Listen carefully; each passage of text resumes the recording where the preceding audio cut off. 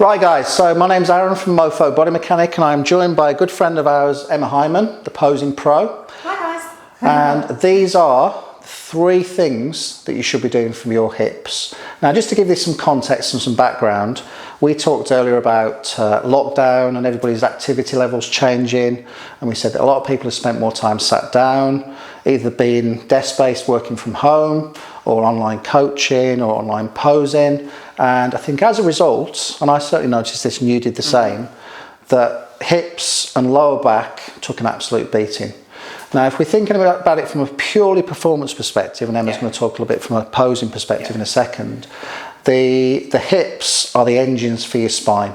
So I think a lot of your heavy compound movements, your squats, your deadlifts, your bent over rows to a greater or lesser extent, all rely on a certain amount of hip mobility.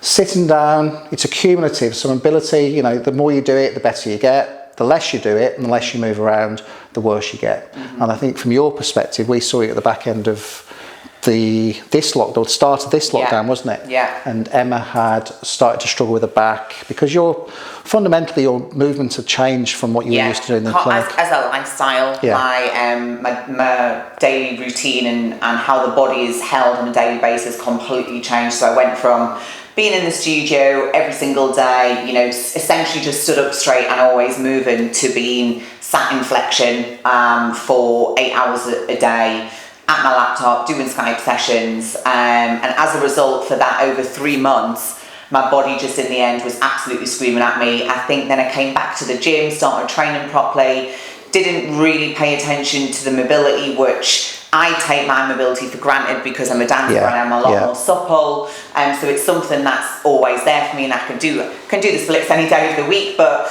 I just really. Me too. How are you split? Should I have a look at those today? Yeah, we'll have a look at those. So the hip mobility in the lower back, it was more of a case of I could just really feel the hip flexors almost like squeezing in and becoming really, really tight. So were you getting like pinching your hips at the front when you were going into that sort of? They were pinching, like the hips at some stages. It felt like the hips that were, like I said to you, like a burning sensation, which then started to track down to the knees and the lower back. And typical me, let it escalate. And then one night had to emergency call Aaron. I don't know what's going on, so we just put some stuff together. Well, Aaron did. I implemented that, and then I also knew that I just need to be accountable with my stretching. So I started to work one-to-one with a yoga instructor as well, which is something I think for me it's very important, because it just it gives me that all-over stretch and open, and makes the body and the energy feel really open as well. So so we're just trying to encourage everyone else to do the same thing. Now, from a posing perspective, what do you see as some of the biggest issues with the clients that you're seeing from posing? Lower back mobility, and the hip flexors are always tight. I think because we spend a lot of time focusing on the glutes and training the legs, and I think that's the main area that we really hammer, and we don't do any kind of mobility work to really help keep things lengthened and long and improve on the mobility. Now, just to touch on what you were saying there, mobility takes time and it takes consistency, and it's something that needs to be practiced a lot in order to improve. And if you're not consistently doing that, then you will find that your level of mobility and flexibility will not improve or maintain. So you have to almost continuously keep up in the ante. No days off. Exactly. So it's for the posing, it's lower back mobility, it is hip flexors, and then for the guys it's usually a lot of thoracic mobility and shoulder mobility, but we're going to focus on the hips today. So these are the 3 things that you should be doing for your hips in order to keep your hips healthy, to keep your mobility around the hip joints and the lower back working optimally, to make sure that you can pose effectively, and more importantly from my perspective, but probably less so from your perspective, get into the gym and train as hard as you possibly want to. And also just to add to that, through the online program that I devised, a lot of the athletes, as a side comment, they said, my lifting has improved because their range of mobility has improved. So it's just a fine example of how important the two areas cross over. It's efficiency, isn't it? I think if you can move more efficiently, 3 plates aside and you squat feels like 1 plate aside. And that ultimately, you know, if you're lifting more weight and you're lifting that weight more efficiently, you're going to build more muscle. You're going to have a better physique. Yeah. So it all goes hand in hand. So this is the 90-90 stretch, and we're going to do a transition, a 90-90 transition to go onto the other side. In this position, we're working the external rotation on the front leg and internal rotation on the back leg. And Emma's going to very kindly and aptly demonstrate these positions. So in position, so front legs forwards. Now 90-90 comes from the fact that on Emma's right leg, the knee is bent at 90 degrees. And on Emma's left leg, again, the knee is bent at 90 degrees. Now, some of the common mistakes that people make as far as these are concerned is they tend to, when they go into position, they tend to overextend the lower back. Now, we don't want to do that. We want to try and create the rib cage down. And we want to bend forwards from the pelvis and the back as a unit. So we're going to spend a little bit of time just camping out over that front leg just to improve the external rotation movement.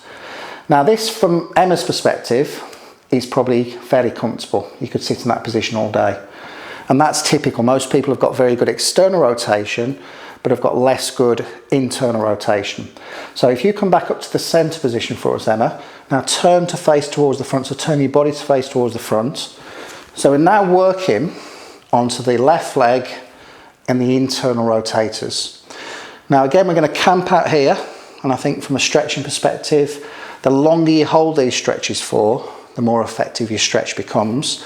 So typically in this position, I might spend 2 minutes working with clients in these mobility positions post-workout.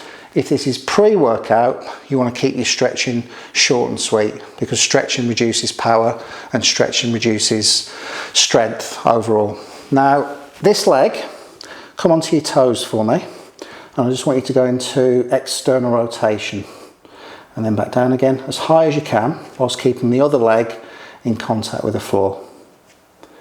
Lovely. So we're going to do a few reps going from external to internal rotation.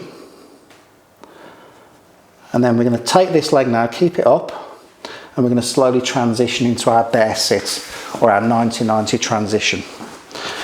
Now, ideally in this position, side of your foot onto the floor, both legs, and just try and allow your knees to drift down towards the floor, to drop down towards the floor. So we're going to spend, again, a little bit of time in this position. So if it's pre-workout, you might spend 10-15 seconds in your transition position. If this is post-workout, then you might spend, upwards of 30 seconds to a minute transitioning from one side to the other side. Now from there, you're going to very aptly go into the 90-90 position on the other side. So left leg at 90 degrees, right leg at 90 degrees. So we're talking about 90 degrees knee bend. And again, lift yourself, rib cage down, bend forwards over the front leg. Lovely. So again, pre-workout, no more than 30 seconds in this position, so we're not affecting power or strength. Post-workout, we could camp out in these positions for up to 2 minutes.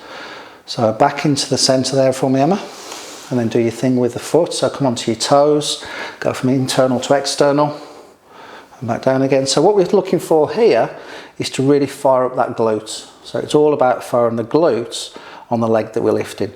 So this is working towards end range control. And I think one of the things I'd say about mobility is we're increasing range of movement, and by firing up the muscles that produce that range of movement, we're producing a safe range of movement because your central nervous system is aware of it. I think stretching for the sake of stretching, potentially pre-lift, is dangerous because your brain hasn't become accustomed to that additional range of movements. You go into a full depth squat even, and you find that end range is relatively unprotected. So Emma's going to turn around to the front, keep that knee down. And those are the 3 hip mobility exercises that you should be doing if you want to look after your hips and improve your lifting and your posing performance. I have a question. Yeah, go on. About this position. Yeah.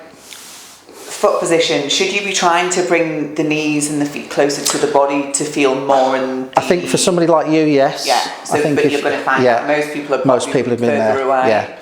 So I think if you've got good mobility through the hips, then bring the feet closer. Yeah. If your mobility is not great through the hips, then allow your feet to extend further away. I mean, I think the thing is, from a mobility point of view, for somebody like you, Emma, I probably wouldn't prescribe a 90-90 because I think your hip mobility is such that you're not really getting much from that. So I think having a scattergun approach to your mobility is probably one of a lot of it's a waste of time. Yeah. For someone like you, you'd be better off doing some different things to target the specific areas. But if you are struggling from an internal external rotation perspective through the hips, this is a really nice one to implement into your pre and post mobility routine. Awesome. Cool. Thanks, guys.